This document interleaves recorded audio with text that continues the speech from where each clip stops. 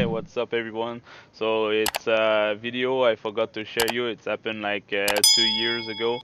I was leaving Tokyo. I was riding my 300 ZX. I was on my way back home in Saitama Prefecture. So I was getting on the near the Shotoko Expressway. And then there's that traffic, and then the tire mark on the floor, and the fence that was wrecked on, like you can see right now on the right. And then I saw that S14 and that R34 that was stopped on the side, and the big fire there. So I stopped and check with the guys if they're fine. I was happy to hear that the driver get out of the car before that caught on fire. So it's good news. So it's really important, guys.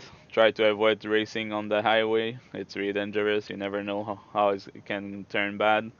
Try to go on a real track for having fun with your car, because this is really sad.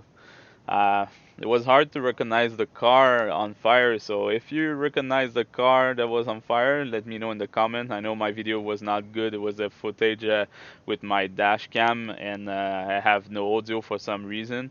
And I was trying to record at the same time with my phone, and, and driving is not a good idea. So yeah, I can see the car is on fire. It's really hard to recognize. Maybe it's a Skyline. I don't know. If you know, let me know in the comment. But be careful. You can see right now there's an explosion. I think something blew, maybe a tires. Uh, at least the driver was fine.